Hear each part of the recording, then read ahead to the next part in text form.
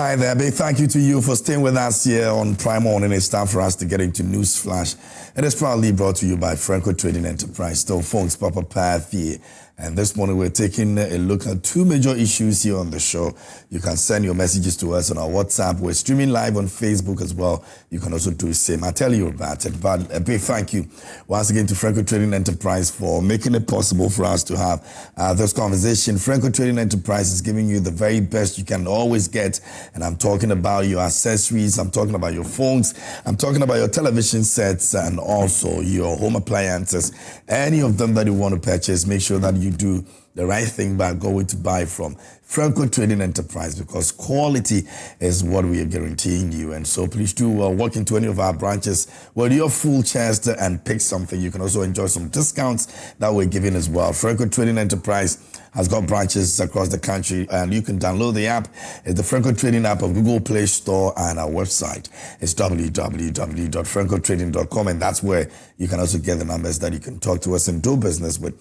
Franco Trading Enterprise says still phones Papa Pafi, and we're grateful for them, bringing us this conversation this morning here on the show. Now, we're going to be looking at two major issues, like I told you, and the first one is the fuel prices that has been increased. Now, commercial driving operators are actually giving government 2 days ultimatum to actually intervene in the fuel prices that have gone up, or they're going to be putting about 20% increase, and that's also something that we want to be looking at this morning here on the show. So you can also join us and share your thought with us here on the show. Commercial transport operators are saying if government does not intervene in the fuel prices that have gone up, 2 days ultimatum is all they can give to the government. It's going to also, ensure that they've got about 20%, increment coming up as far as transportation is concerned. So that's the issue we're looking at. And also the tax for Galamsey issue has been a very major issue in this country. The government spokesperson has been talking about it and has been stating government's position on that issue. And it says the government has issued a very strong warning to all those who are engaged in that activity to stop immediately or face very severe sanctions. We'll be looking at that as well. And so do well to send your messages to us. But we also get to look at the front pages of the various newspapers that we have here and what they have reported. And my guest, when they are seated, we'll get into the major issues. So let's start off with the Daily Graphic this morning and see what is reported on the front page. It says, a search for World Cup fixer.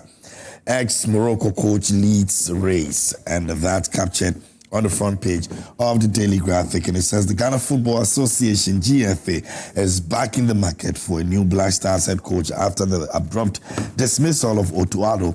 And attention has already shifted to a high-profile candidate who could redefine Ghana's World Cup ambitions. The Daily Graphic understands that Walid Wagrigu, the man who masterminded Morocco's historic fourth place finish at the 2022 FIFA World Cup, has emerged as a leading contender to take over the vacant role ahead of the World Cup, which comes up in a couple of months. And so, yes, Ghana Black Stars, where they stand right now, they need a coach that will be able to take them to the World Cup. Otuado has been fired by the GFA. Now, away from that, President Mahama has sent to 5 new bills and Pack no rice lost under government program. That's the Public Accounts Committee, and the Deputy Agric Minister assures, and John Tumelo was there, and then Magwabwa was also on this on the committee. For the past 2 days, it's been back to back on this very issue. Over 19 million Ghana citizens that were supposed to have been, seeing value for money did not. And we're talking about 50 million. So this morning, the question I've been asking myself, and maybe you also want to be asking that question, is Ghana rich or we're poor? Because anytime you sit behind the television and you watch what happens at the Public Accounts Committee, if you're not careful, you will think, oh no, it's not about you think. The only thing that will come to your mind is that politicians are wicked people.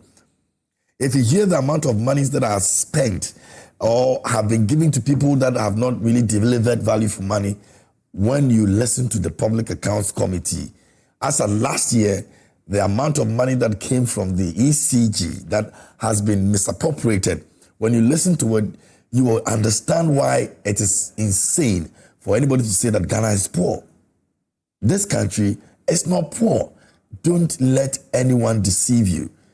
Ghana is not poor. If you think Ghana is poor, just take 10 minutes of your time and listen to the Public Accounts Committee and what happens over there. The financial malfeasance that happens over there at the Public Accounts Committee, if you listen to it for 10 minutes, if you're not careful, you'd take a very drastic decision on politicians. And you don't understand why it happens every year. Every year it happens. 50 million, 100 million, 200 million, 80 million. And these amount of monies that are mentioned are monies that can fix our hospitals. There are monies that can take care of people, like, take care of Ghanaians. The poor Ghanaians that we have always been called. Poor Ghanaians. But the Public Accounts Committee actually exposes a lot in this country. And it all goes and comes back to one thing. Ghana is rich. All the politicians lie to us. They make it really look like, oh, we're poor. The country is poor. Just sit at the Public Account Committee for just 10 minutes and listen to the kind of money that are mentioned over there. You'll be shocked. Somebody is giving 50 million contract and he delivers a 19 million of the contract money that has been paid for him, saw no delivery of what the person was supposed to have given in terms of value for money. And right now we say we have value for money bill that has been passed and we're going to institute people to go and sit there and ensure people give value for money. That's another money we're spending in that area as well. Because you're going to have an office for it. You're going to have personnel who will be working in there. You're going to be paying all these people just for them to oversee money that has been given to people are used for the reasons they are supposed to be used for. Why do we do this to ourselves as a nation? It's crazy. Just make time and listen to the Public Account Committee for just 10 minutes, and see what happens there. And when you're done, maybe you can decide whether to still call yourself a poor Ghanaian or not. We're so rich in this country, but yet politicians make us look so poor because they spend all the money. Anyway, PURC provides incentive for EV charging point expansion. That's the daily graphic this morning. Away from that, the new finder is here, and it says that bond market declines to 377.59 million Ghana cedis. High premiums driving Ghana's poor insurance uptake, and Afrexim Bank raises $2 billion in syndicated loans. So Ottawa exit could cost Sports Ministry $500,000. That's also captured on the front page of the new finder. And away from that, investors flee gold amid strong dollar outlook. That's the new finder this morning. The Accra Times says the Badmin touts Democracy Cup, says event has evolved in into national platform. Then Afoko drives unity at Kojo Impini's mother's funeral. Away from that, Ayariga salutes Parliament for passing important bills, and Unimac Sojams inspires students with mentorship training session. And also NPE intensifies Stay Back, Stay Safe campaign to address fuel siphoning. Unimac students undergo modern media practices, and that's the Accra Times. Unimac has been in the newspapers the whole of this week, and it's impressive to see some of the strides that they are making as well. Great stuff, and we wish them the very best as they continue to make even more greater heights. Now, away from that, Economic Times is here this morning. It says Ghana faces fiscal storm as gold prices fall, and Ghana returns to domestic bond market with new 7-year issuance, more than 3 years after previous bond issuance. An investor town hall and financial stability. A council signal new era. That's the Economic Times this morning here.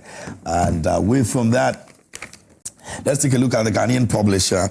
And it says Kwame Atokle slams Yoko over unlawful probe. That's also captured on the front page of the Ghanaian publisher.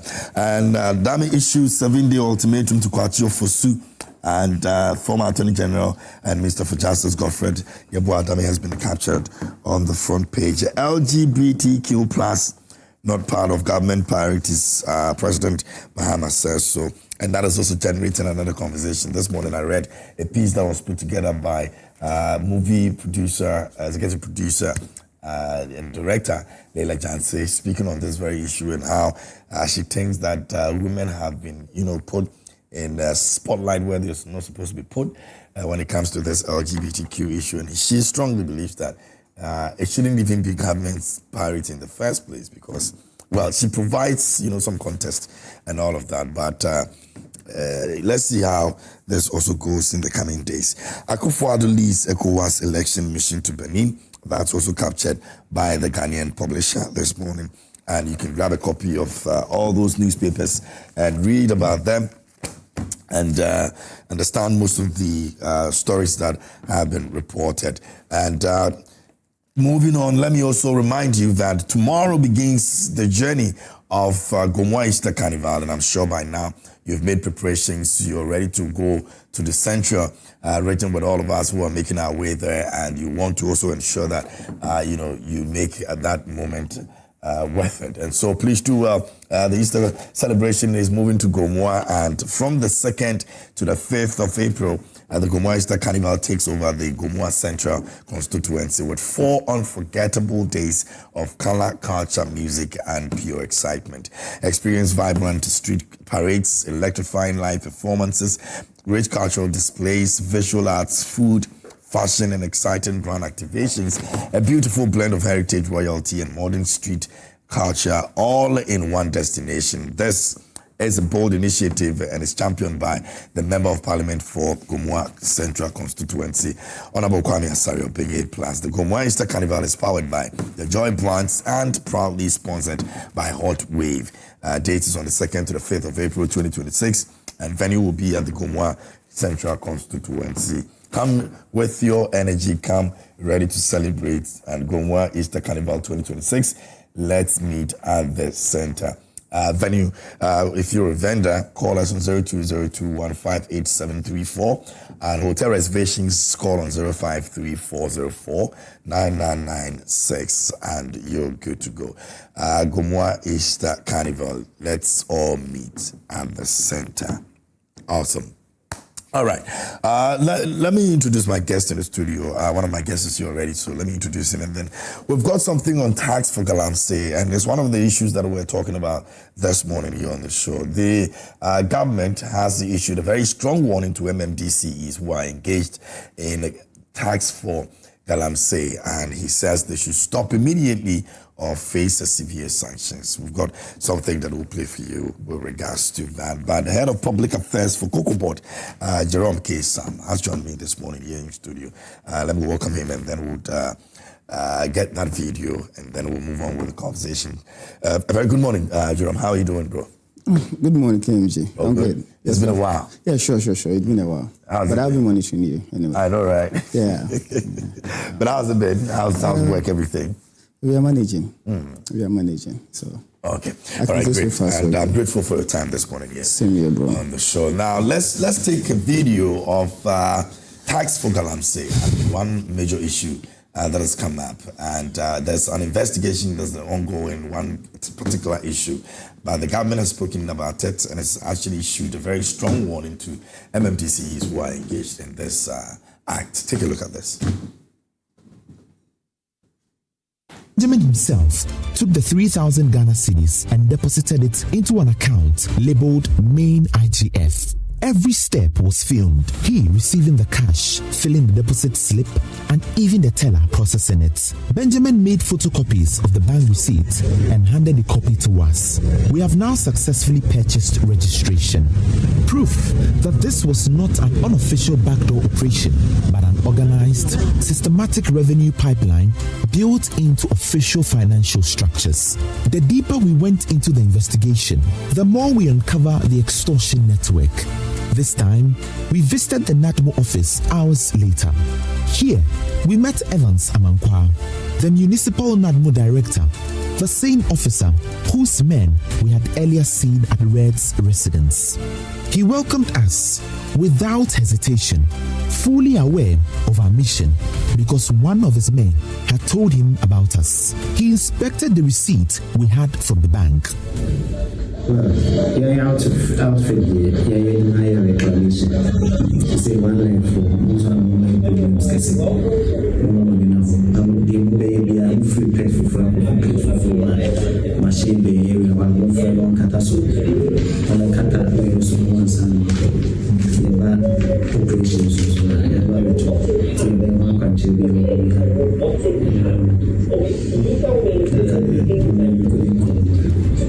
This direction was to confirm the amount to be taken. His officer, in another meeting room, requested that 2,000 cedis be paid to avert any ambush from NADMO officials.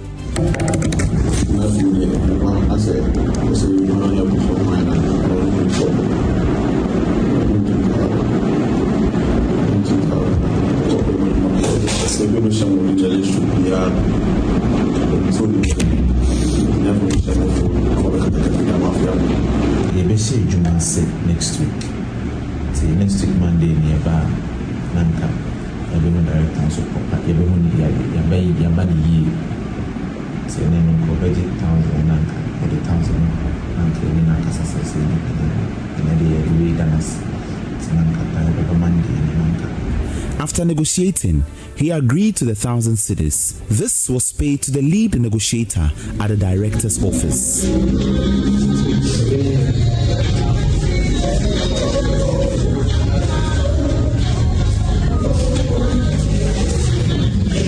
A sticker available to us is dated 18 August 2025 and marked number 097, which belongs to one of the miners.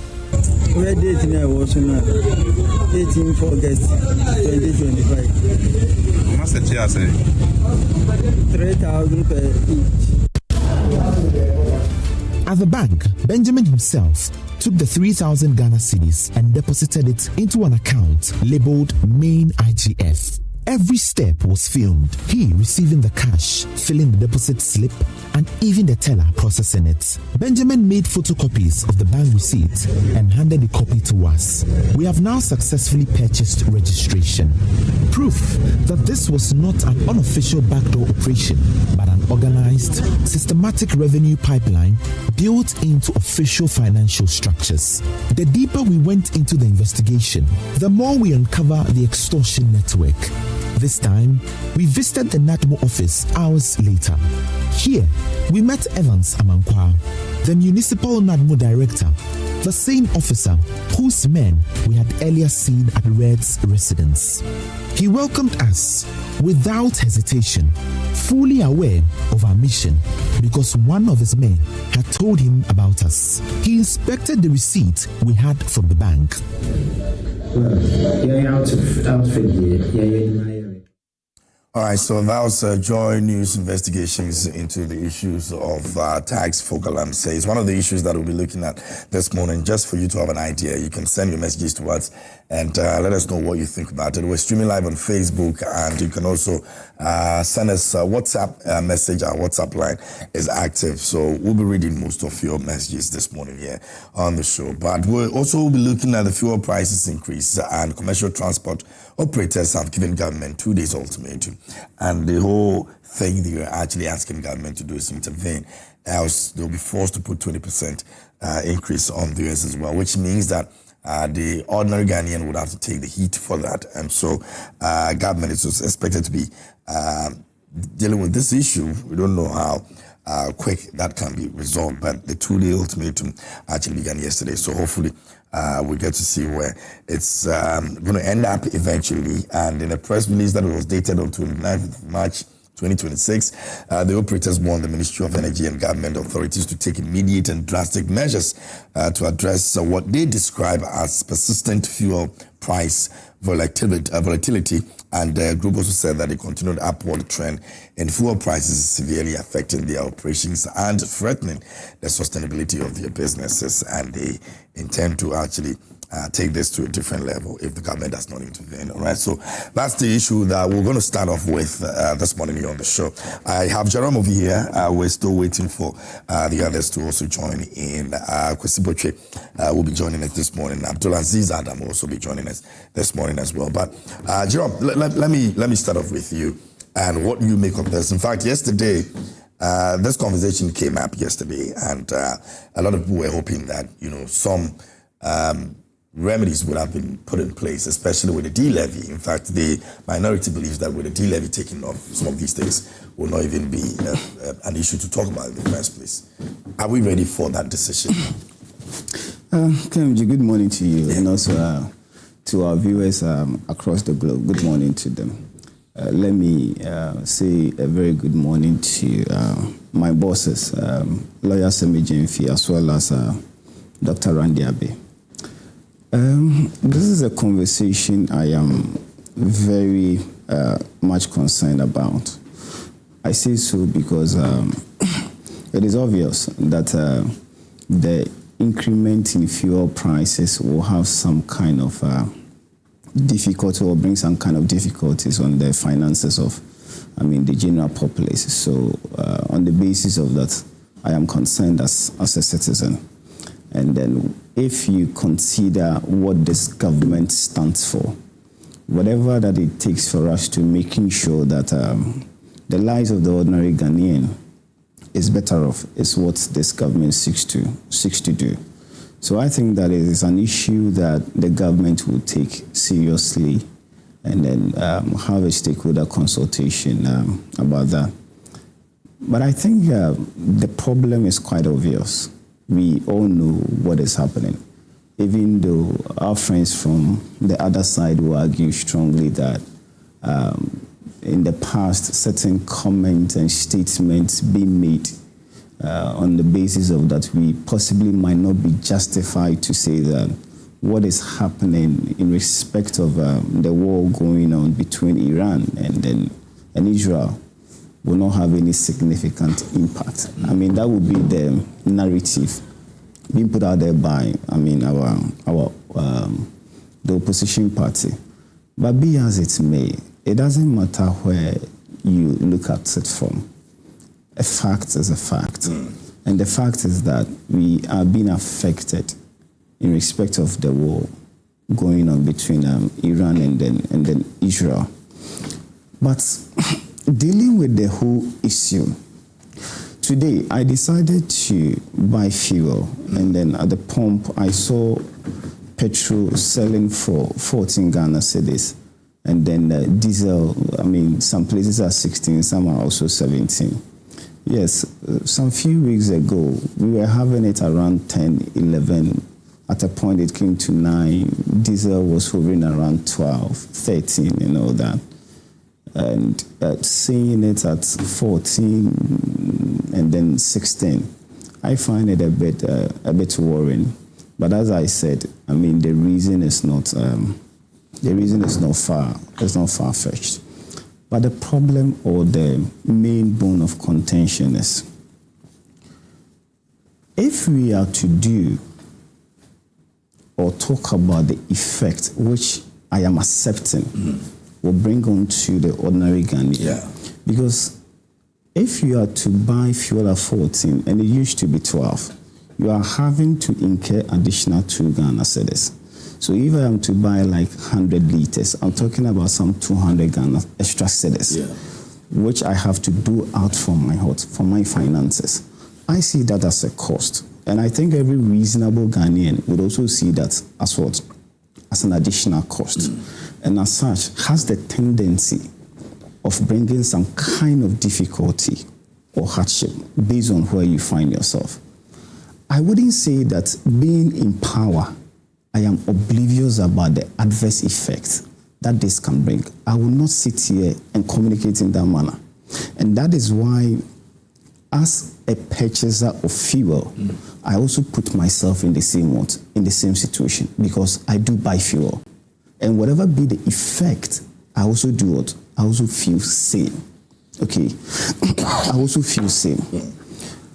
But if we are also discussing the effect And I'm saying this based on the statement being put out there by the transport operators, all right? The statement put out there by them. I read their statement and I was thinking that, I think that some of the wordings are a bit strong because they are giving warning, actually. They are sounding warning to government that if after 2 days nothing is being done, then this is what we are going to do. This is the decision that we are going to take. So I sat back and asked myself that when fuel was trading around 9 cedis, 10 cedis, what was the conversation? What was the conversation? So the argument would be that people deserve that. So if the government is making rooms for that, I mean, so there shouldn't be any big deal with yes. And if you heard me, I did indicate that whatever that this government would do to ensuring that the lives of the ordinary Ghanaian is better off is what the government seeks to do. So if tomorrow fuel is trading or selling at maybe even 8 cedis or 5 cedis, praise God. That is what the government seeks to achieve. That's what the government seeks to achieve. But when we are all not oblivious about what is happening, we shouldn't communicate as though government is being insensitive to the plight of the ordinary Ghanaian. And that is where my concern is. Because when we had the prices being stable on the international market, we saw how transparent the government was through MPA in fixing what? In fixing the prices of what? Of fuel. So if something has triggered it, we sit back and have a conversation as to what has necessitated whatever that is happening. That yes, we know that certain external factors is fighting against what? Is fighting against the whole fuel system or what have you. But thankfully, due to certain acts of government, and I'm going to single out the appreciation of our currency, because in the determination of fuel prices, we do not look or consider the external factors alone as to the price being high or low on the international market. The price can be low on the international market, but due to some internal factors, which include your currency, the price at the pump can be what? Can be higher. So, if even on the international market, we are having crude oil selling for $1, and then you have your currency depreciated to the extent that it will be declared as one of the worst currencies in Africa, as we used to have in 2024, then you would not have any significant impact or benefit from the prices being low on the international market. From the prices being low on the international market, we are not going to have the benefit. So you need to because of the depreciation. But today, under the leadership of His Excellency John Dramani Mahama, we are not just having a stable currency, we are having an appreciation in our currency as against the dollar, which is our major trading currency. So we were not, or we were realizing the full benefit of what was happening on the international market. That is why the argument was that, look, in as much as on the international market, you can say that due to a reduction in the prices on the international market, you cannot discuss that in isolation. But you have to also make consideration as to the internal factors which contribute or are determinant of what? Of the prices of fuel. Okay, or the prices of fuel, which include the strength of what? Of your currency. Today, due to the strength of our currency, even though we are having an increment on the international market, we are not feeling it as we used to do some 2-3 years ago. Because as the point in Ghana, we were buying a liter for over 20 Ghana cedis. KMG, you bought same, I bought same. All right, you bought same, I bought same. At that time, we all admitted because it was very conspicuous. You needed not to do what? To even ask for you to know that, yes, there were other external factors fighting against whatever that was happening, which was attributed. And to be very specific, on Ghana Web, 14th of October 2024, 14th of October 2024, His Excellency the President, then he was in opposition, admitted same when he had an interview on Voice of Africa, same that the outbreak of COVID as well as the ongoing war between Russia, Ukraine has affected us. But you're also making a case for yours. Has affected right? Today. Same case. Today, same case for. We are not just confronted with the issue of Iran, Israel, but we still have the war between Russia and Ukraine still ongoing, isn't it? Still ongoing. So whereas the government of Kwesi had to deal with the issue of Russia and Ukraine, we in addition are having the effect from what? From the Iran, Israel, and then US war. But because of how we've been able to manage our currency, we are able to withstand the shock, which would have confronted us. Because as I told you, if today the cedi was trading around 15 or 16 Ghana cedis as we inherited, the story would have been different. We wouldn't be talking about 14 Ghana cedis or 16 Ghana cedis.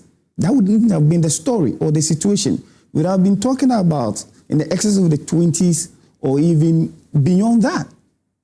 But I am not in any way admitting that this is how things ought to go. It could be better. Yes, it could be better because the main object of every government, and let me be very specific by saying the government of His Excellency John Dramani Mahama, is to making sure that where he took the lives of the ordinary Ghanaian from in January 2025, that isn't the state that he wants to leave the ordinary Ghanaian. Because that was a state where the ordinary Ghanaian was complaining bitterly because we had prices of goods and services going high because of unsustained inflation that we at a point had about 54%. Talking about our debt to GDP was about 70%. You're talking about interest payment. You're talking about lending rate. You're talking about the depreciation of our currency, which at the point was 17 Ghana, coming to 16, hurting importers and crippling businesses and all that. That isn't the state we want to find the ordinary Ghanaian in now.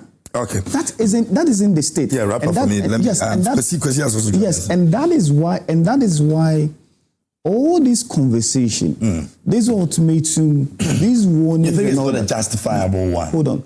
I have not sat here to subject them to contamination. But you mentioned that it's a bit harsh for them too. Yes, so some of the wording. So that is why I said, considering the wording saying that we are sounding a warning and all that, my point has been that not too long ago,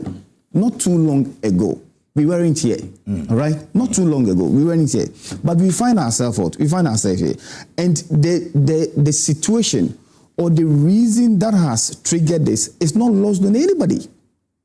I'm not sure that they are oblivious about what has led us to where we find ourselves. But we can sit down as stakeholders and say that, okay, government, we want you to actualize whatever dream or aspiration you have for the ordinary Ghanaian, which is to lessen their burden, okay? And the transport sector can contribute immensely to that.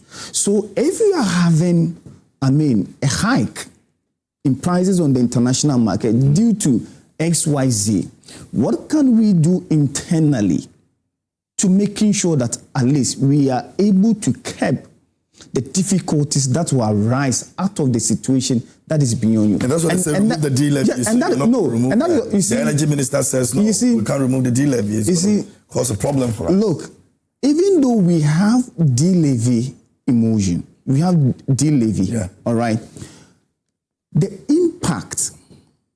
impact largely is not as a result of the 1 Ghana cedi on a litre. It's not as a result of 1 Ghana cedi as on a litre. But the situation would have been very dire or consequential on the ordinary Ghanaian if you were able to strengthen your currency. Because I've told you that we basically have about 3 determinants or more. We have the price on the international market, which obviously, because you are not part of OPEC and all that, there's very little you can do about it. Number 2, the internal factors include the strength of your currency. That is one. And also the imposition of taxes on that product or commodity. But let's consider the 2 factors that we have spoken about. Now, we have an appreciation of the currency, as I have been elucidating. We have an appreciation in our currency today, which is helping us deal or contain the impact or the adverse effect that would have brought on all of us. And that is the major thing. Even though we have a certain 1 cedi levy or taxes on fuel prices, you can make the comparison and come to the conclusion that what we are experiencing today is better off than what we were experiencing some 2-3 years ago. Okay. I am not accepting as a norm, but I am comparing because we have largely been able to contain the situation because of the prudent management of our economy in respect of strengthening our city. And that is why I am very vociferous or particular about making that point forcefully. Because if tomorrow we should have a depreciation of our currency, KMG, we are not going to buy a liter 14 Ghana cedis. We are going to buy it beyond even 20 cedis or at least 18 or 19 Ghana cedis. Okay, Joe. So we should at least give credit where credit is due. I have admitted that this is not what or the way to go. I have admitted. It can be better. Yes, I have. But you manage it better. There's nobody born of a woman who really, under this circumstance, can say that, yes, in as much as it is kind of unacceptable, this is not what we wish for the ordinary Ghanaian. You cannot argue, in all honesty, to say that what we used to have, having the Russian-Ukraine war, and today having the Iran, US, and then Israel war. You just compare the 2 situations and then the impact being felt by the Ghanaian today. Very well. And see where you want. Jerome, thank you very much. Let me have the take of Kwesi Botchway Jnr. Esquire. He's also the NPP communications team member here with me. Kwesi, my dear brother. I hope you're good. By the grace of God, how are you too? I'm good. Jerome. Good to see you. Good to see you too. A very good morning to you. Good morning to my brother Jerome. And a very good morning to everybody watching us this morning. KMJ, let me take just 2 minutes of your time to say a very special good morning to the NPP social media team. They are doing an amazing job for the party. The expatriates, the Blue Amplifiers, the Facebook team, your women wing, Grace and Esquire. They are all doing an amazing job for the party. You know, oftentimes we come on the screens and we usually take all the credit, but there is a whole architecture, a whole, machinery behind us that supports us. And so I say a very good morning. I would have loved to mention names, but then time will not permit me. But we say a very good morning to every single member of the NPP social media communications team. Now, KMJ. Yeah. You see, my brother Sam Jerome couldn't go straight to the point. He tried to dilly-dally around the issues. He tried to even anticipate what the opposition would say. He tried at a point to also justify the increment in transportation fares and sought to blame it on external factors. And on the other hand, he also sought to try to embellish the situation. KMJ, the fact is that the global challenges have only exposed certain underlying weaknesses in our economy. I will borrow the words of President Mahama when he was campaigning somewhere in Techiman in 2024 to say that no missile has been launched here in Ghana. KMJ, have you heard of any missile attack in Ghana? Not yet, at least for now. And so we are immune from the global, happenings. Just like President Mahama, as the major opposition leader, said in 2024, and I quote, "Yanto bomb biamba Ghana high," and that even Ghana is very far away from Russia and Ukraine. In fact, it would take 3 days for you to travel from Ghana to Iran, or 2 days. Therefore, whatever is happening in Iran, per the NDC logic and per their previous logic, would have no impact on our economy. But you don't need a missile in this country to fuel. That is what they told us. No, that is what they told us.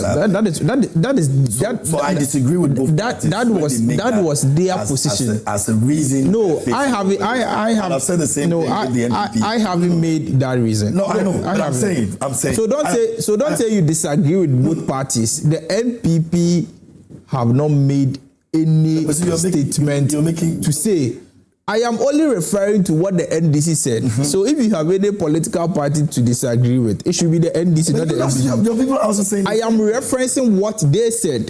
I am not saying we are immune from global shocks because no missile has been launched. But I am referencing what they said in opposition. And I'm asking the question that today, what has changed? Per their own narrative, what has changed? Nothing has changed. You see, the current situation has exposed the kind of deceptive politics the NDC did in opposition. It has exposed their lies. It has exposed their treachery politics. You see, oftentimes as political actors, when we get the opportunity to speak, let's not speak as if we are wiser than Ghanaians. Because KMJ, you do not know what is ahead of you. Today we are at a point where we've gone back to the situation of the Russia-Ukraine crisis, where today transport operators are threatening to increase fuel prices and other things. But when instead of this government or acolytes of this government apologizing to the good people of this country for the immense hardship that they have brought onto Ghanaians, they always try to justify their situation and to say that they have stabilized the economy. This government has not performed any magic to stabilize the economy. They haven't initiated any meaningful and impactful policy to stabilize the economy. They haven't laid down any pragmatic initiatives to stabilize the economy. All they have done is a very lazy approach to stabilize the economy by injecting over $10 billion into the economy. That is all they have done. That is all they have done. And I see that as a very, very lazy approach to stabilize the economy. It is a lazy way to stabilize the economy. Just to inject $10 billion of taxpayers' money, $10 billion of taxpayers' money, just for the purposes of sustaining your currency, and you call that pragmatic leadership, you call that innovative leadership, you call that intellectual leadership. I disagree. I totally disagree with Jerome's position that because they have stabilized the economy, they have stabilized our currency, and so we should clap for them or we should hail them. No. And in fact, the economic figures does not support the reality. If you listen to the transport operators, they are not only threatening to increase the cost of transportation fares because of the increase or potential increase in fuel prices, but they have also suggested and they have made the point that the cost of maintaining their vehicles have skyrocketed. They have also mentioned that the cost of spare parts have increased. They have also mentioned that the other services that they need to take to keep their cars in good shapes have all increased. Every single thing, the price of engine oil has gone up. The price of brake fluid has gone up. The price of servicing their vehicles have all gone up. And so all these things have cumulatively influenced their decision to increase the cost of fuel prices. And so, Jerome, I was expecting you to render an unqualified apology to the good people of this country and not try to justify, because your government has done nothing. It is true that dollar is at 11 cedis, but it is true that today we are buying diesel at about 16 Ghana cedis. Jerome makes the point that under the tenure of the previous administration, fuel, diesel was being sold at 17 Ghana cedis. It is true that it got to a point due to the global economic shocks that today we all admit that adversely impacted our economy. That a barrel of fuel, a barrel of diesel or crude that was sold on the global market at around $65 per barrel sometime in 2017-2018 skyrocketed to about $200 per barrel in 2021-2022. And all these things influenced the increase in fuel prices during the tenure of the NPP administration. In as much as it is true that we purchased fuel at a point at around 17 Ghana, it is also true that under the NPP administration, we purchased fuel at 7 Ghana cedis at a point in 2017, 2018, 2019, prior to the COVID-19 pandemic and prior to the Russia-Ukraine issues. Fuel and diesel was being sold around 7 cedis to 8 cedis per liter in this country. KMJ. So it is also true that we witnessed some, reduction in fuel prices. But today, what are we seeing? Dollar is at, the cedi is being sold to the dollar at about 10 cedis or 11 cedis or 11, approximately 12 Ghana cedis. But today, the prices of fuel have gone up. Today, the prices of goods and services have gone up. Even though dollar, it is true that dollar is 12 cedis.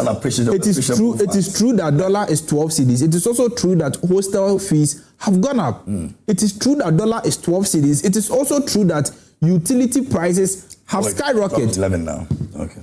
Utility prices have skyrocketed. It is true that this government has increased electricity tariffs for about close to about 28% in 2025 alone. They have increased water tariffs to about 14% in 2025 alone. And so dollar or inflation is not the only determinant in these matters. There are several other issues that contribute to the current state that we find ourselves in. And so KMG, I think that the government should do very well to fix these challenges, initiate policies and programs that will alleviate and reduce the impact on the ordinary Ghanaian. But this government has demonstrated clearly that when it comes to initiating policies and programs that alleviate the ordinary Ghanaian from the consequences of global shocks, they are bankrupt of such ideas. Clearly, I will refer to my very good brother's agency that he speaks for, the Cocoa Board. When the international price for cocoa dropped, this government couldn't initiate any program to shield the ordinary cocoa farmer from facing the consequences of the reduction in the cocoa prices at the global stage. What they did was to directly enter the pocket of the ordinary cocoa farmer to take their monies from their pocket. That is what they did. And so this government is bankrupt. You could clearly witness and feel the poverty of ideas being demonstrated by this government and the president. This government is totally bankrupt of ideas. This government doesn't know what to do to save the Ghanaian people from global shocks. All what now we have to do is to come together as a country and pray to God so that this Iranian-US war will come to an end. Otherwise, this government does not have any single policy initiative or idea to ensure that the global shocks are not the global shocks do not affect the ordinary Ghanaian or the ordinary Ghanaian. Get worse. Looking at how it's going, looking at the pace at which even fuel prices are going up, I am very scared. This is just one in the basket. I am very scared. There are other things that they tell. And you see, the challenge for me is that this government and the acolytes of this government are not truthful to themselves. They know very well that there is a fundamental problem. They know very well that they have not done anything to reduce the cost of living, to reduce some of these consequences the global shocks and other things. But they come on TV, they sit on radio, and they peddle all manner of falsehoods, all manner of lies, and they try to anchor everything about this government on the fact that they have been able to sustain the currency. It is true that you have injected. It is true, and I'm saying that it's a very lazy approach they did. It is true, and that is why these issues are beginning to expose them. It is true that you have sustained the currency to about 11 Ghana cedis, but it is also true that we are facing challenges. It is very true that today diesel is 16 cedis to 17 Ghana cedis.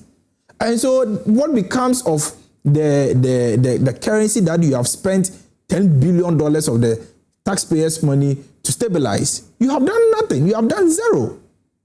Because if $10 billion of Ghanaian taxpayers' monies were invested in other programs and even given to Cocoa Board to trade, we would have benefited in over 100 folds. But just to use $10 billion of the Ghanaian people money to stabilize the economy, I think that it's a very lazy approach. The president has been speaking on how they intend to manage this, and maybe I'll have you answer some of those things.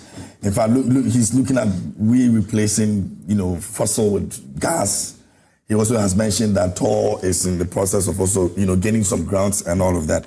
You think that these things will not be able to make up for what Kwesi is mentioning, that has been a certain lazy approach towards making sure that we have a better life in this country, because he believes that some of the things that you have done, really, there are no policies to back them.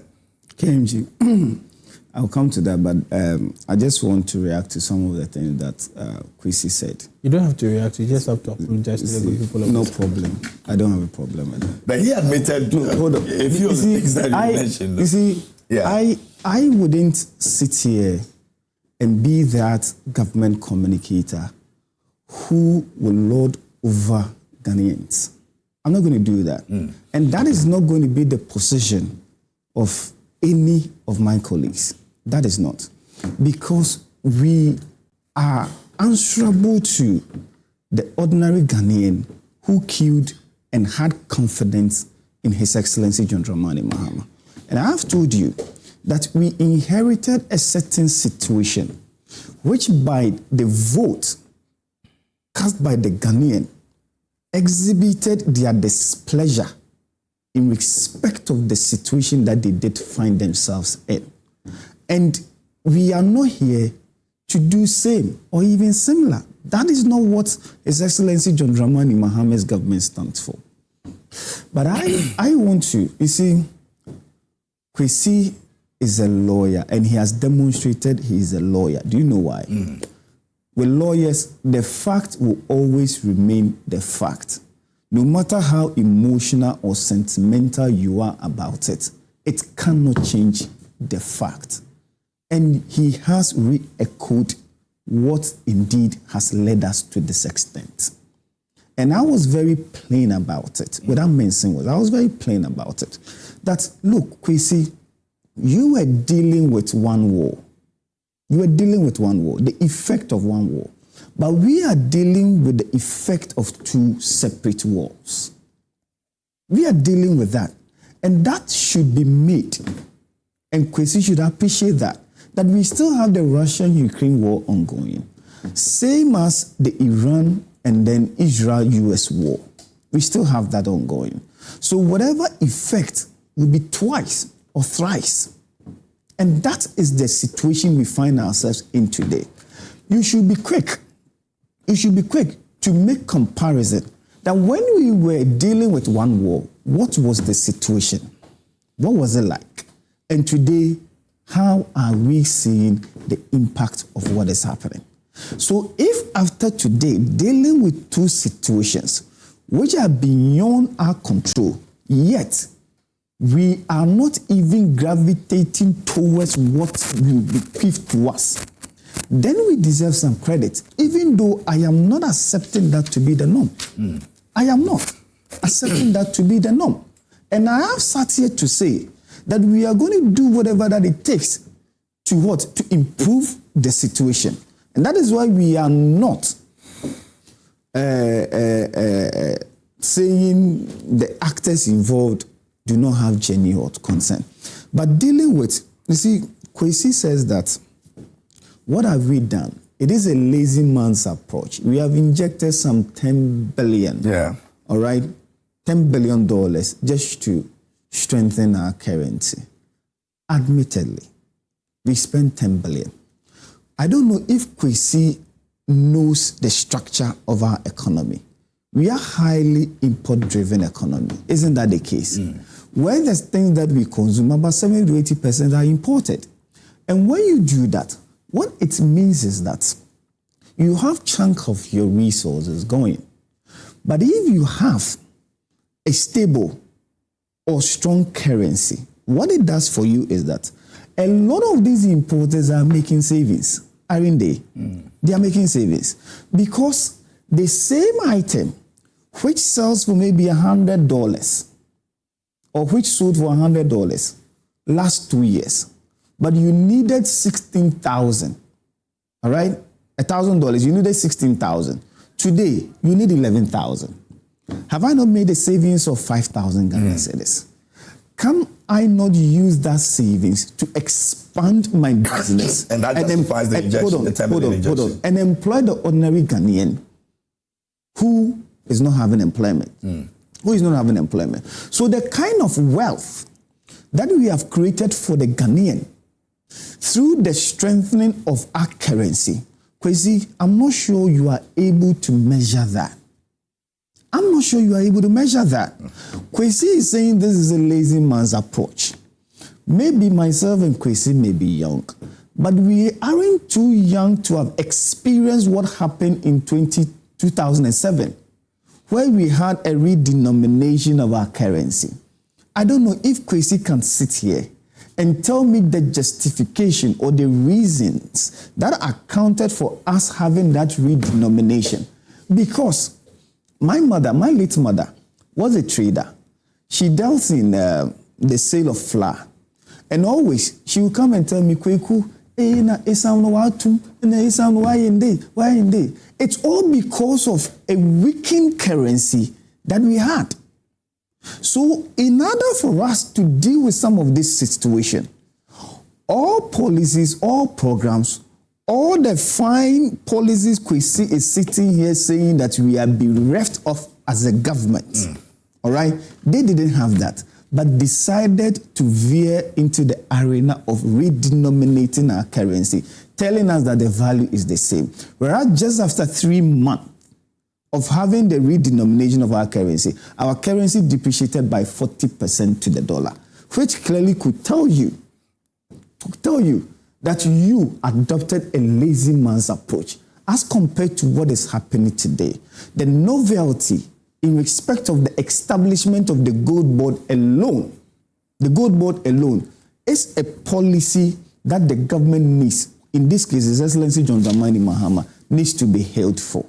Because now we are not even talking about, because look, the situation, it used to be the case that we are looking at a government who has done well in terms of depreciation of the currency. Oh, it didn't depreciate much. That was the conversation we used to have some time ago.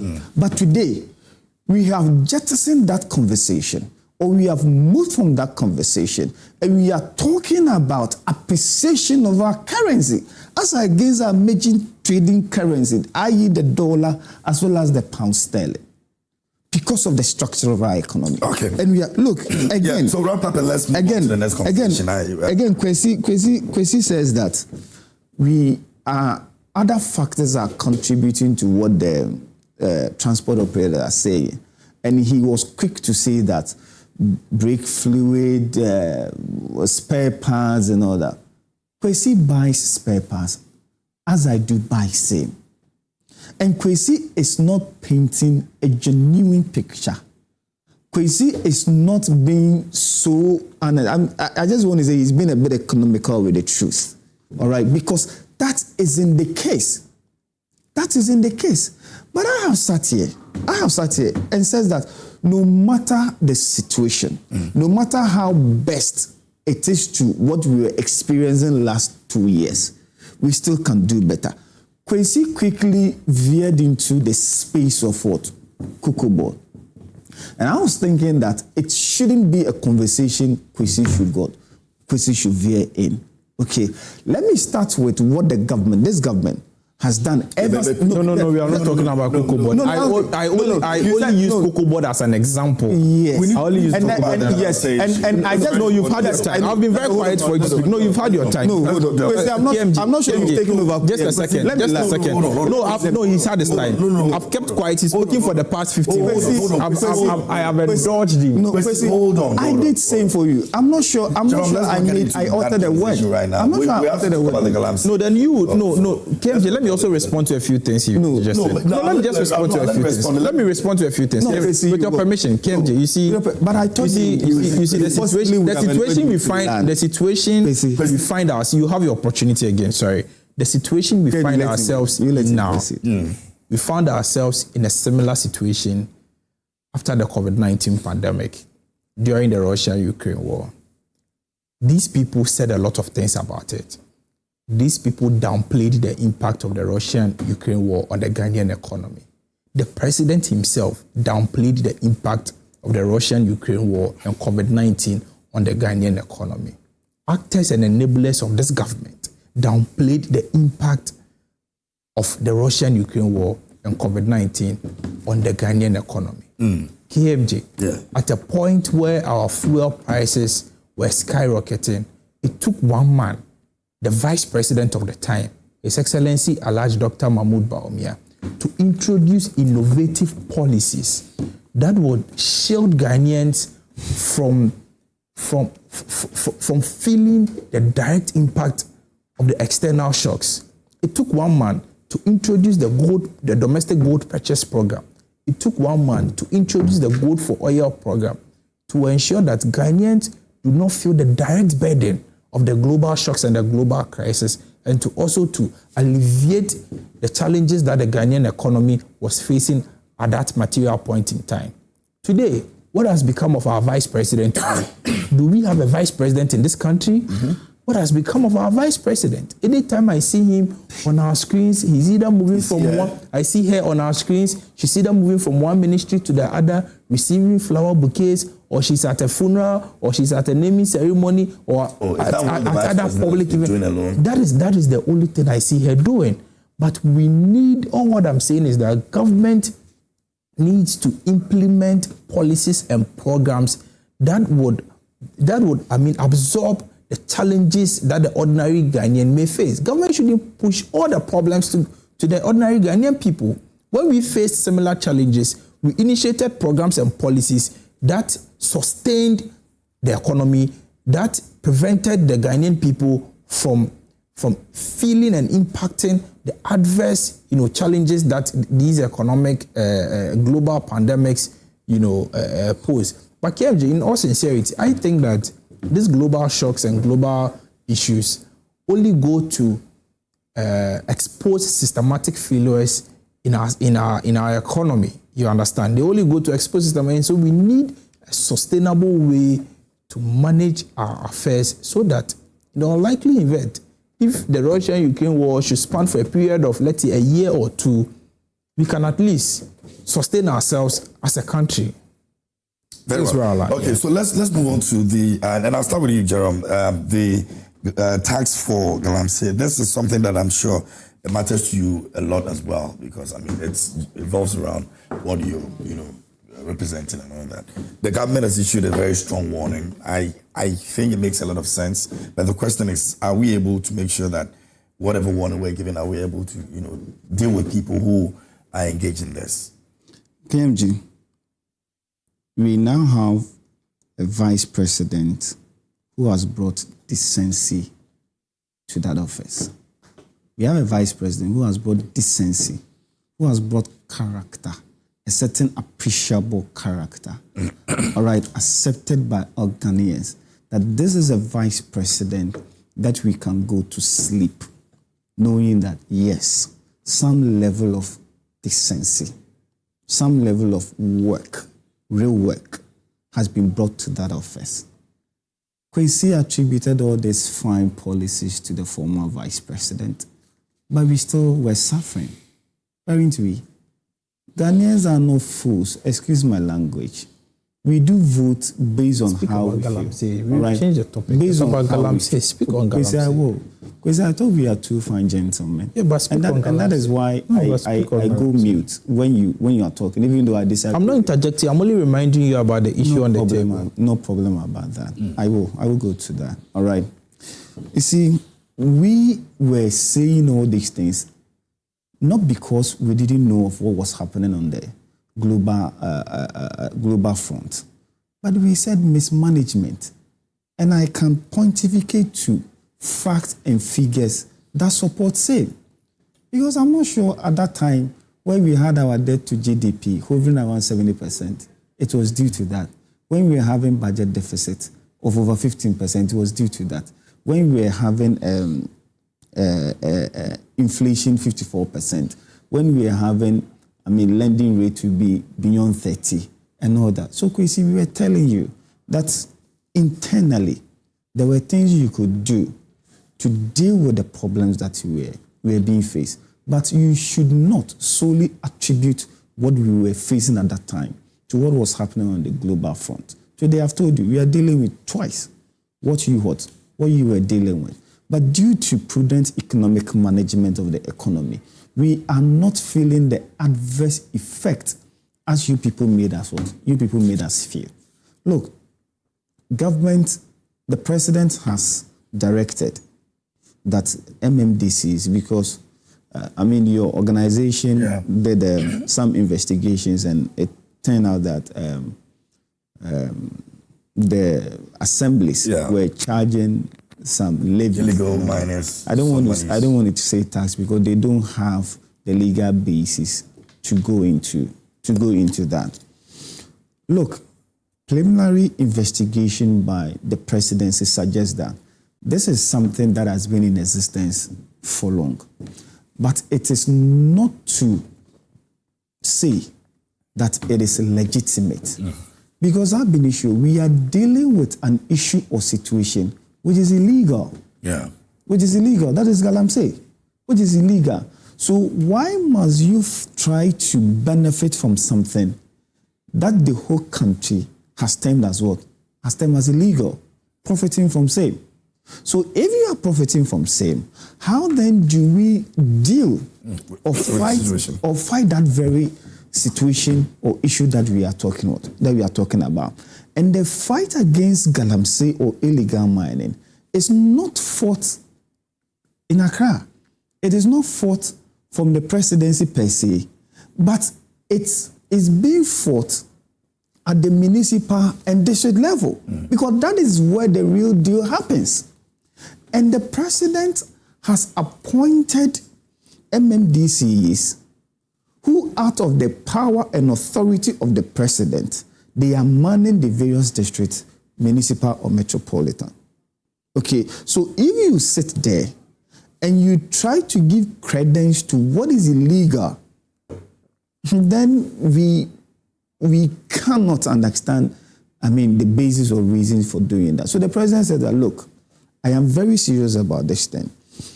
You should all put a stop to whatever fee that you are charging people for charm fines and all that. But that also is not to suggest that further investigation wouldn't be caused into the said matter. Because we've had names of people popping up. All right? We've had names of people pop up. Pop up. And it is not to suggest that those people have been shielded by the government. So what's happening? When you read the statement put out by the Minister for Communication, the statement reads that the first thing the government has done is for the president to direct the halt of charging any fee. Beyond that, investigations are ongoing. Investigations are ongoing. So whoever that is found culpable will be brought to book. And how do we KMG move with some of these investigations? Because the people want to see results. Yes, KMG. We have seen some kind of results. All right? Ever since His Excellency President Mahama came, we've seen some kind of result. Yes, you can argue that the kind of results that you are expecting, you're not finding it. But you also cannot say in all certainty and honesty that there hasn't been anything at all. Because the NIMOS operatives are always on the move. The NIMOS operatives are always and it makes their work difficult because the individuals that are involved in this are political figures. And if we are not seeing the results, it's always going to make NIMOS work very difficult. See, if we give us the results, it makes it easier for NIMOS to work. When you go to the hospital, when you go to the hospital, clinical investigation or laboratory investigations will contribute to the doctor prescribing the right medications for you. Better diagnosis. All right. Now, I said this because the issues are not lost on the president. And that is why the president has once said that he never deceived himself that the fight against Galamsey was ever going to be easy. He never deceived himself. But on political platform, it was made easy. No, he never deceived. No, he never deceived himself because he knew that this has become systemic. All right, this has become systemic, and as such, in dealing with it, you would have to go or break boundaries in order to deal with it. Again, the president has said that he is fully aware that some members of his party are part of it, isn't that? The president has also said same. The president has also said same. And there are other assertions and admissions that have gone on.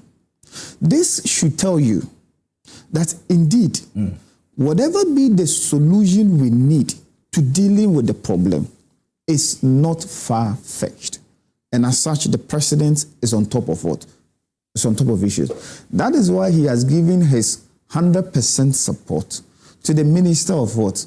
Lands and Natural Resources, as well as blessings to the NIMOS people and also the task force of the Gold Board and all that. So all these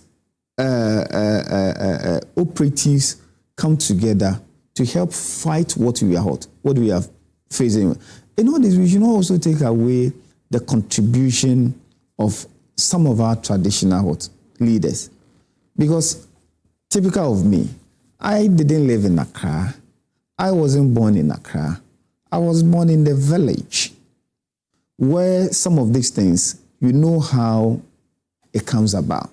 That let's go see this person, let's go see that person, how influential this person is in dealing with it. So if government sits in Accra, propound all the policies, gives all the blessings that the agencies need to dealing with it, the human factor in there also inhibits the kind of progress we want. We want to. It means those agencies are failing the government. We want to make. And that could be very detrimental. No, so I have spoken about the agencies, and I've also spoken about individuals, the participation of what? Traditional rulers. Yes, some individuals and all that. So yes, in as much as we've acknowledged the problem, in as much as it is quite glaring that the government is doing something about it in dealing with the situation, I will sit here and also admit that we can do what? We can do better. Okay. I will sit here and say we can do better. Okay. I've told you that I wouldn't be that one person who would say that when we came, we've been able to deal with the issue of what? Issue of Galamsey or eradicated Galamsey. No. Something that has become systemic for over a period of time. We all should agree, but not to suggest or say that there's nothing to be done. There's actually something to be done. And what makes me rapturous or elated is that the president always is committed to doing the right thing. And for me, that gives me joy. That gives me that hope. That in fact we will win the case of Galamsey. Very well. If you just joined us here on the show, this is News Flash. It's proudly brought to you by Franco Trading Enterprise. Still, phones pop up. Continue to send your messages. I'll be reading them. Our WhatsApp line is active. We're streaming live on Facebook as well. I'll read some of the messages over here. I'm here with Kwesi Botchway Jnr. Esquire, and also Jerome K. Sam is also here with me as well. Kwesi, let me have your take on that, and then I'll start from exactly where my dear brother ended. The world doesn't reward effort. rewards results.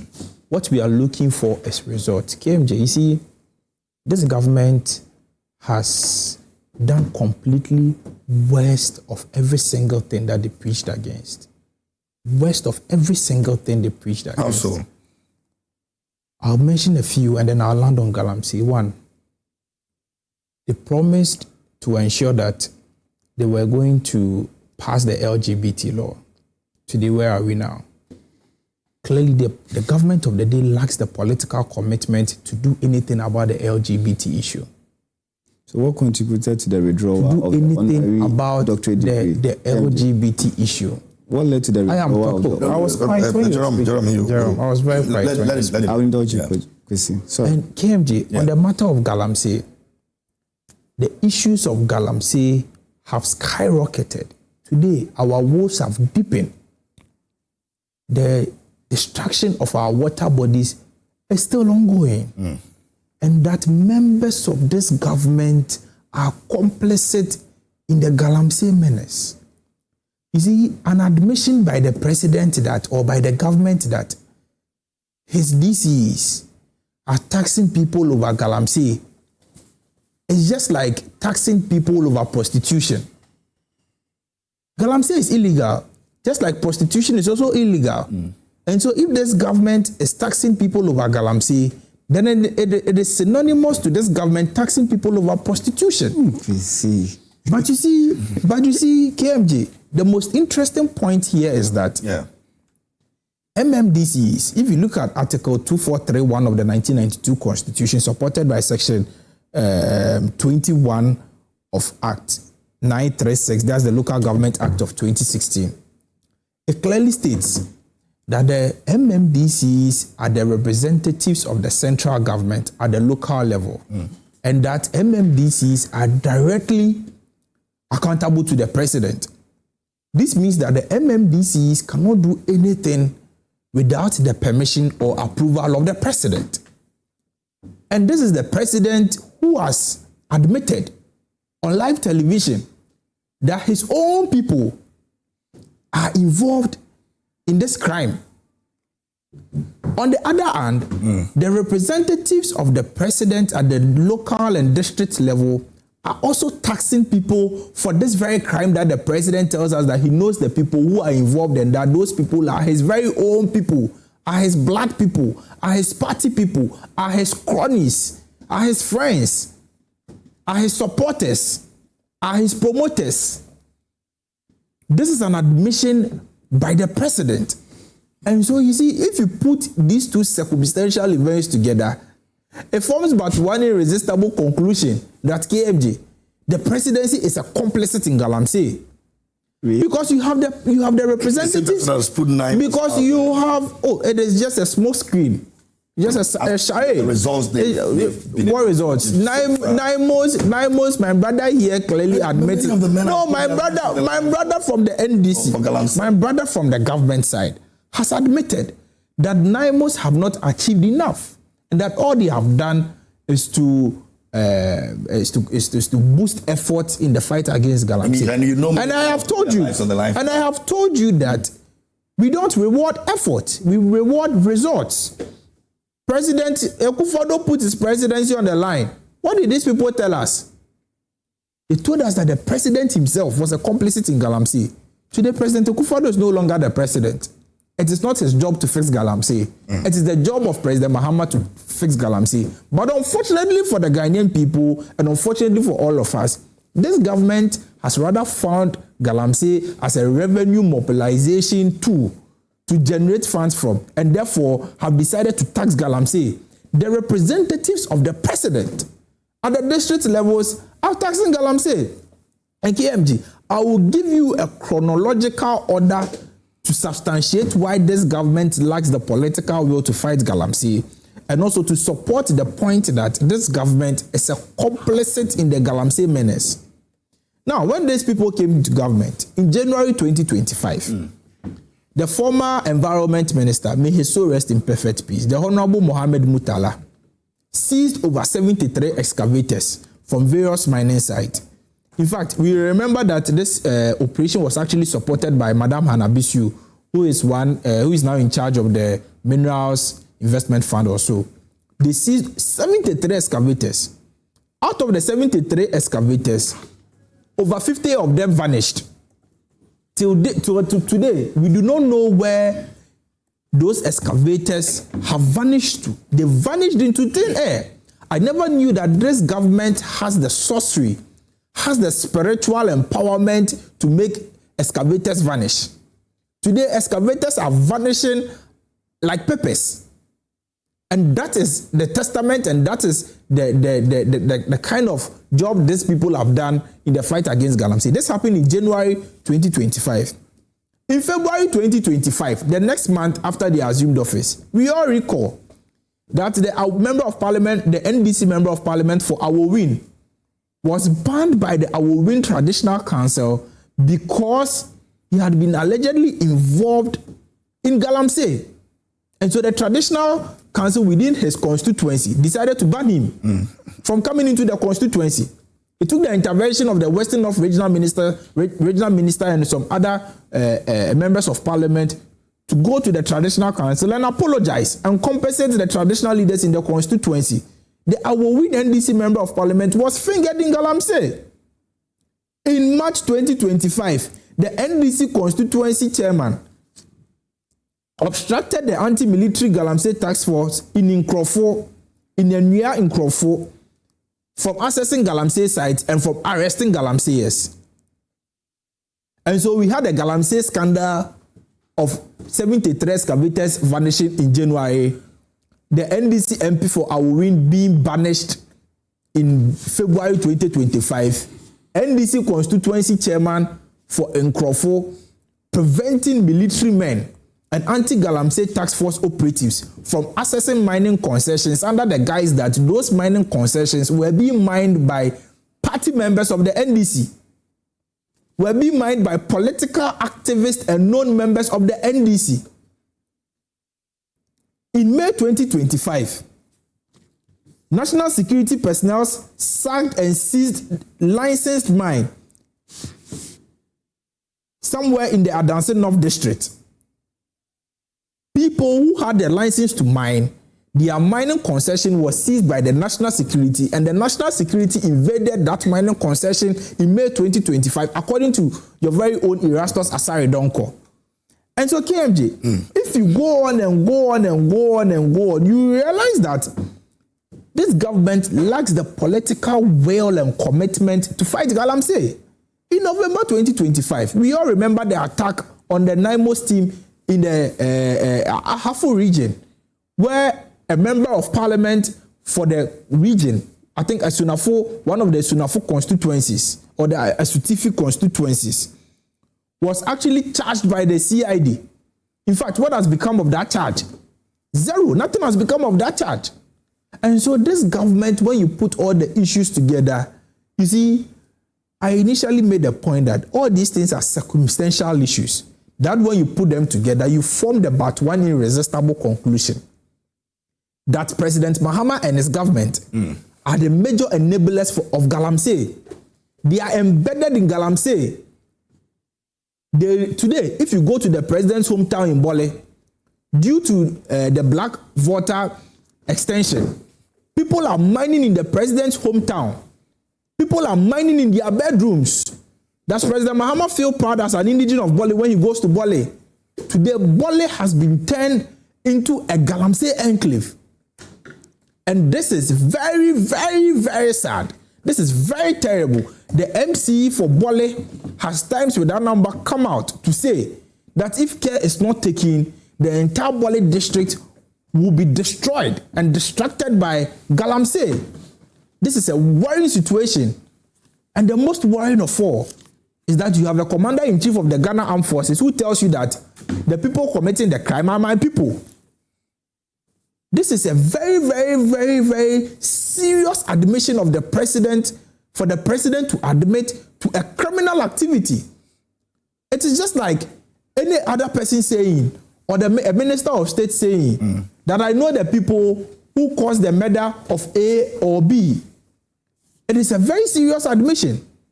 In any other serious jurisdiction, the president would have been investigated. and would have been arrested to produce evidence to substantiate his opening claim that he knows that his party people are involved in Galamsey. We were in this country when the Attorney General of the realm wrote a letter to Yoko to investigate Galamsey allegations against the NDC National Third Vice Chairperson, Yakubu Abanga, and the NDC National Organizer, Joseph Yamin, for suspected acts of Galamsey and their involvement in Galamsey. It's been almost a year. It's been almost a year. What has become of that investigation? And so this government is only engaged in settings, it's only engaged in lies, it's only engaged in deception, it's only engaged in things to deceive the Ghanaian people. This government lacks the political will to fight Galamsey. Today, you go to the Ashanti region. People are mining in schools. Go to the Akrokeri STEM Senior High School. It has been turned into a Galamsey site. You go to the Amenfi Central District. The NDC constituency chairman in the Amenfi Central constituency has openly come out to accuse the Amenfi Central DC for involving in Galamsey. Go to Adansia Sokwa. People are mining with impunity. Go to, on your way to Kumasi, when you get to Ingresi, I don't know if you know there, after Lendador. Yeah. People are mining just behind the police station with impunity. Today, people have been emboldened to undertake Galamsey. People have been emboldened because there is no leader in this country. Because the leader himself has admitted that he knows that his people are involved in Galamsey. And he has done nothing about it. Okay, because you wrap up for me. It's a sad situation. It is a messy situation. It is a terrible situation. It is an eyesore. It is an embarrassing situation to have the whole president of the realm, the whole president of the republic, the commander-in-chief of the armed forces admit to the commission of a crime and to say that his own people are the ones who are involved. Why has the president not submitted the evidence that he has to the necessary state and law enforcement agencies to investigate and prosecute these persons for engaging in Galamsey? The president and his MMDCs have rather found a way to benefit from Galamsey. Today, where does Gold Board get all its gold from? They tell you they buy from licensed small-scale miners. How many licensed small-scale miners even have access to gold? And I can tell you that a large chunk of Gold Board's gold is from illegal miners.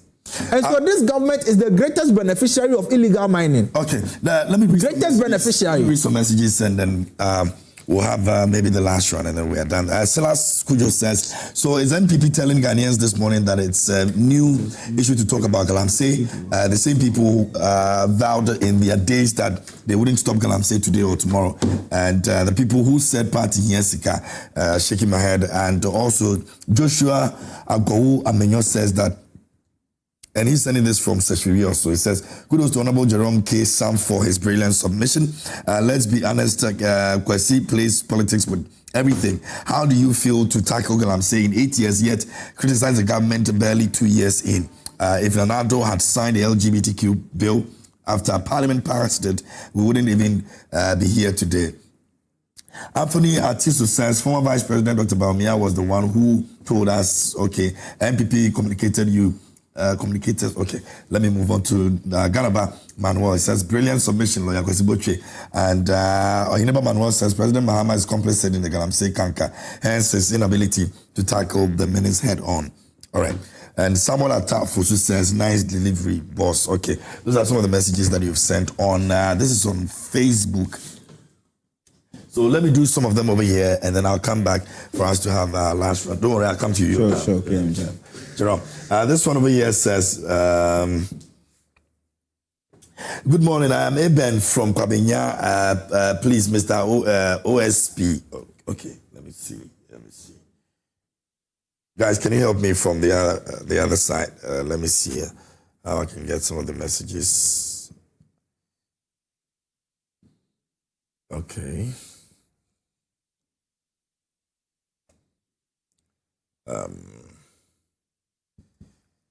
Guys, try help me from the back bench. I'm not able to.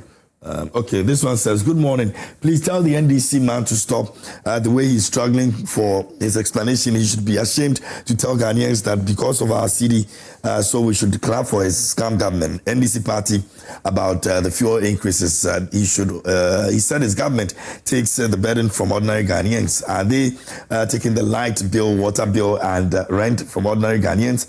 Please tell him they are in government, so they should fix the mess, because Iran, Israel, and U.S. war when going on to Israel is 7,000 kilometers away from Ghana, so he should let us breathe. That's from Obiara. Problem in Takwa. Can I get another one? And this one, can you click on this for me? Okay, this one says, good morning, KMJ. Currently, NDC communicators are facing serious difficulties defending President Mahama and the NDC administration. All the deception and dishonesty they played against the NPP while in opposition have come back to haunt them. Karma is real. Today, fuel politics, Galamsey politics, and LGBTQ bill politics have all come back to hit the deceptive NDC government led by President Mahama. Ghanaians are in dilemma due to the hardship they are going through, and the cost of living is high with increases in electricity, water, etc. May God save us from this clueless NDC government. That's from Abdullah Abdul Razak in Tamale. Now, Meshak Asante Adamasaman says, in fact, I pity NPP political party. May God forgive them for having bad intention against the state because of mere politics. Listen to Richard Anyaga on the other network yesterday, and you could clearly see that he was very excited that a liter of diesel has gone up to 17 cities. And I asked myself, are these people truly Ghanaians? And let me tell them that their poor management of economy and hardships we went through under NPP are still fresh in our minds, and we can never forget. We had an instance where a liter of fuel went up to 23 cities under NPP. So what are they talking about? They should keep mute and let us think. NPP opposition forever. And go to this one over here from Yunas from Asin South, and he says, good morning, KMJ. According to World Bank report, Russia-Ukraine war and COVID-19 were not reason for the collapse of the Ghanaian economy under the Akufo-Addo Bawumia administration, but rather a fundamentally self-inflicted fiscal indiscipline, reckless borrowing, and pervasive corruption. The NPP can keep lying, but one interesting thing is that Ghanaians are discerning, and we know those fixing the mess created by those who sent Ghana to junk status. However, we won't allow slanderous individuals who catastrophically manage the Ghanaian economy with bonds and loans to frustrate those fixing it. And that's Eunice. Good morning, everyone. The NDC man is a liar. The NPP government lifted the cities at 14 cities, not 16 cities. The NDC scammers told the good people of Ghana that external factors is immune to Ghana. So is this scammer talking about? What is this scammer talking about? Christian from Sandema. And this one is from... Okay, it says, good morning, Luke. Luke, it's high time Joy Prime brings serious... Okay, don't do this. People that would bring over here are very, distinguished people. Don't insult these people who come here to talk about national issues. If you think you also have the capacity to reach out to us, we'll definitely get you on so you can also speak your mind, but not in the way you want to do it. Good morning. I believe the NPP have been accursed by Hopes and Adoye not to think and engage in reasonable discussions so that the citizens would always be angry with them anytime they speak in order to keep them in opposition for several years, because their suggestions do not develop a country, which is a mere primary school pupils can even attest to. That's Jake sent in that one. Good morning, KMJ. Who in his real sense will seek to suggest that the Ghanaian economy stabilized when all we see is passing all manner of hardship to the ordinary Ghanaian who is struggling to pay high electricity bills, high cost of fuel, school fees, teachers and nurses who are painful waiting for employment, etc. The NDC communicator in the studio thinks that we are all having short memories like him and his peers. What is happening now is just a matter of time. We have indeed sold our color TV for a black and white TV. Aziz Bayo from Dafiama Busi Issa constituency in the Upper West region. Good morning, Mr. Host. Iran war is not the cause of our problem. How can the war travel over 9,000 kilometers to Ghana? What happened to the LGBT killed? The 1 city's Dumso levy should be taken off. KMJ, come to JM, Bole Bamboy, check whether Galamsey is ongoing, not, and we, the youth, are suffering. Where are the 3-shift jobs that we've been promised to us? Oh God, help us and make us great and strong. How can gold? Okay. Akonsi Gariba from Tamale says, good morning, KMJ. May I know from the NDC administration a single policy implemented by the NDC administration to cushion Ghanaians for the current economic hardships that the people of Ghana are going through? Unfortunately, all the things the NDC was against in opposition are now hypocritical, justifying all of them without shame and principle. Ghanaians should be worried about the way the NDC administration is managing the country now because we are not seeing our way through. All right. This one over here says, Kwesi Botchway Jnr. called the injection of $10 million in the economy a lazy man approach. They ask him how will he call the injection of $60.9 million that we witnessed under the NPP and the kind of economy they left behind. JDM and his team are prudently managing the economy and majority of Ghanaians are very happy. Israel, Mike Bruce sent in that. Come on, Russian-Ukraine war, you NPP couldn't manage Ghana's economy. Today you are here talking, making noise, full of repetitions of an economy still doing better than your failed era. Ghanaian drivers and increment of fares is not new. It's always like that. When fuel reduces, it was the same fare here at my place, no reduction, but it will increase now that fuel is going up. Our drivers in Ghana cannot be used in determining the economic hardship. Your vice president told us he was a mate. Thank God today you can see a vice president moving from one place to another. That's Master Roman Sola Tuna Kava sent him that. And on Galamsey, he says, Bole, Galamsey was in Bole before you were born. During Anado's tenure, NPP's vice chairman in Bole was arrested for trying to stop the military, and his brother who went to bail him was beaten and hospitalized in Bole Hospital. Okay. Gasti is in Brekumene says, these NDC guys will never accept anything, even if it's obvious. Blindness of power mixed with lies and arrogance have made them out of touch with reality.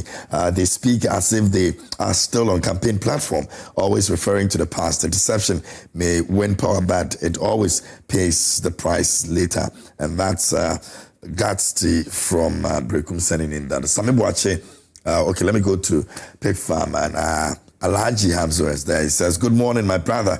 The question I want to ask functionaries and communicators of the NPP is that whatever criticism that was made by the NDC against the NPP in connection of the Russia-Ukraine war, did that stop them away from increasing the petroleum prices? Clearly, it did not. The NDC took over when petroleum prices were 17. Today, as we speak, the Russian and Ukraine war is still going on, even on the heavier side, and we have the American, Israel, and Iran war going on, but still, government is managing the economy very well. Dr. Bawumia was the first to sit down, to downplay pandemics in this country. Dr. Bawumia was the first to say he does not understand why pandemics should, can you? Okay. Can you, Sami Wache in Asamankasi says, Ghanaians have observed what appears to be hypocrisy and double standards from the current administration led by Mahama. When Mahama was opposition leader, he mentioned that the Russia-Ukraine conflict and the Iran-US situation would not impact Ghana's economy due to its geographical distance. Now, NDC propagandists seem to be linking these global conflicts to Ghana's economic issues. Additionally, there have been notably increases in electricity, water, and fuel prices. Meanwhile, cocoa farmers are still crying for unpaid stipends, which seem inconsistent with previous assurances. The question is, where is the Aban Papa slogan? Regards to Dr. Mahmoud Bawumia. All right, let me go to the next one. This one. Okay, can you open this one or this one? Any of them? Okay. Blueprint says that we were misled by Mahama and his NDC, which led us to grant them our support. Now we are facing harsh living conditions, not to mention the corruption connected to their so-called big push agenda. Clearly, change is necessary in 2028. Is that all we can do for this morning? All right, great. Thank you for your messages this morning here on the show. Let me have our last take and then we're done for today. Jerome, we've got 2 minutes to do this, by the way. KMG, Kwesi says he was talking about circumstantial issues which will lead to an irresistible admission that the NDC and in fact President Mahama is complicit in what? In Galamsey. But what Kwesi sought to do was to just engage in hearsay, which really cannot be the case. Look, I come from the Western North region. 2024. I am not giving an account of what somebody has said. I am telling you what I was privy to. When you go to Jaboso, we had a constituency vice chairman of the MPP who was doing Galamsey right in their house. In their house. You were looking for gold in the house. In that person's mom's bedroom. That was the extent. That was the extent Galamsey was going on. I have told you, I'm not giving the account of what somebody. I'm telling you, KMJ, behind the Jaboso District Assembly was MPP. All right, MPP people engaged in what? Engaged in Galamsey. Openly engaged in Galamsey. We were here in this country where the former general secretary of your party, the former general secretary said, party here sika. To what? The party needs money. And as such, people are to be allowed to engage in Galamsey. Not to cut you, not to interject. No, you hold on. Right, you are right. No, you are right. I'm not interjecting. No, you are right. But just to be fair to the former general secretary. Please, yes, but I'll let you. He has never said anywhere. John Boydu has never said anywhere. You do that. Let him just say anywhere. Please, where his former driver, I don't know if still the driver is at post. We were here when we saw on tape video a former government appointee receiving bribe out of Galamsey. Here, in this country. And today, you are bringing in Bole, bringing in the president, saying that right at his background, his backyard, Galamsey is ongoing. I wouldn't sit here and denigrate the people of Chibi. I wouldn't sit here and do that. Even though every Ghanaian knows what goes on there. Every Ghanaian knows. But I don't think that it is proper for me to sit here and denigrate the good people of Chibi. I wouldn't do that, as you seek to do to the people of Bole. As you sit here to do to the people of Bole. Hold on. Please. You are referring to me. I haven't done. No problem. But I have told you that I wouldn't sit here, even though the facts are there. But I wouldn't bring in the good people of Chibi. Okay. And says that this goes. Look, Jerome. No, my time is we have to go. So we can really do a lot of banter. He mentions the MP for Bawumia, and I don't know if Kwesi has been following the news lately. Just about 3 days ago, the chiefs came out openly to say that wasn't the case. So whatever cases you are making reference to, whatever cases, of course. But what was there was that incident of. There was they held a press conference. I am otherwise. That is my point is private. Hold on. I am not. That is why I said you are giving account of what somebody has said. It's not about what somebody has said. You all watch the press conference. You all listen to the chiefs. Kwesi, if you do this, Jerome, if you do this, but same people today have come to state otherwise and even revoke the said cases that you did. So that is a clear admission hedging the person of any what? Okay, all right. Of any wrongdoing. The fact that there's been a revocation, the fact that there's been a revocation in all this clearly means that there was an invocation. You see, in all this there was an invocation of the I have not sat here to suggest. I have not sat here to suggest that nothing is going on. Okay, but I have been arguing. But I have been. We have. You see, today you have been voted for. Fix the challenge. And we are fixing the challenges. All right, we are fixing the challenges. We are not adopting the strategies that you know the number of people who are born with deformities. Kwesi, these were reported in 2024. Jerome's hometown. All right, today you turn on your tap. The water flowing. It is not that. I can't say you also. It is not that. Very terrible. You are mentioning where I come from. You also. We are experiencing that. The name of God. Talk to President Mahama because you are not experiencing that. Let me say a bit thank you to Frank. You are done. Yeah, no, you can do that. Do that quickly. No, do that. Okay. Do that quickly. So I want to wish my dear brother Jesse Boako, one of our very good communicators, a very happy birthday. Today is his birthday. May the good Lord bless him. I hear he wants to contest for one of the national positions. Oh, okay. Yes, and so may the good Lord bless him. He's a very solid guy. But the MPP, tell him that one thing that I'm wishing for him is that he also grow in height. And he's a marketing expert as well. He's a marketing expert. He will grow his height as well. I've been thanking to Franco Trading Enterprise for bringing us news flash this morning, and thank you to Jerome K. Sam for joining us this morning, Head of Public Affairs, Cocoa Board, and also Kwesi Botchway Jnr. Esquire also joining me this morning, MPP Communications Team member here on News Flash. A big thank you again to Franco Trading Enterprise. We're coming to Gomwa this weekend, and it starts tomorrow all through till Monday. Please do well and be a part of this. Gomwa Central will come alive with Easter Carnival. You're not missing this for anything, so please do well and show up. If you want to be a vendor, call 02021-58734. If you want to make your hotel reservations, call 0534049996. Over 30 musicians will be making their way there every single evening. There's an event going there. A+, yeah, exactly. So it's a good initiative. Yep. We're going there.